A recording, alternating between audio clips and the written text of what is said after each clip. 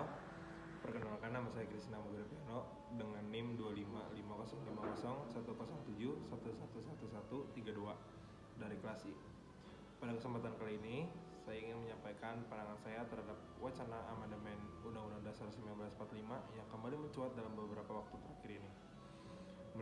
Menurut saya pribadi, amandemen UUD 1945 ini bisa menjadi hal yang perlu dilakukan, tetapi juga harus sangat hati-hati dan terbatas pada hal yang benar-benar sangat mendesak.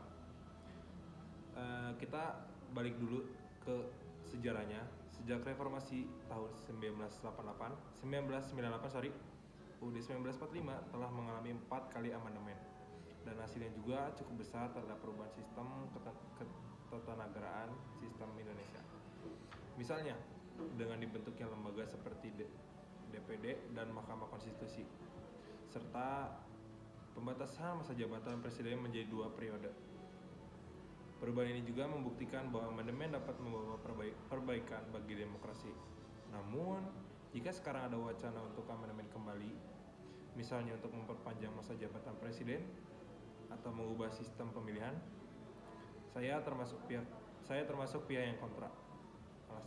Alasannya pertama, stabilitas politik Indonesia juga saat ini masih bisa dibilang terganggu jika amandemen dilakukan dengan motif kekuasaan, bukan karena kebutuhan konstitusional. Lanjut, alasan saya yang kedua yaitu UUD 1945 juga yang berlaku sekarang sudah cukup fleksibel untuk menjawab tantangan zaman. Kita tidak harus selalu mengubah dasar hukum tertinggi hanya karena perubahan politik yang sesaat. Selain itu, kita juga harus ingat bahwa amandemen UUD 1945 juga bukan hal yang sederhana. Ia bukan sekedar revisi undang-undang biasa, tetapi menyangkut arah dan masa depan sistem negara. Jika dilakukan tanpa partisipasi rakyat yang luas, amandemen bisa menimbulkan kecurigaan dan ketidakpercayaan terhadap lembaga legislatif. Namun juga jika suatu saat kita memang dibutuhkan amandemen yang terbatas, misalnya untuk memperkuat desentralisasi, memperbaiki sistem check and balance, atau mempertegas perlindungan hak asasi manusia, maka saya setuju dengan catatan harus dilakukan secara transparan, demokratis, dan melibatkan rakyat secara langsung.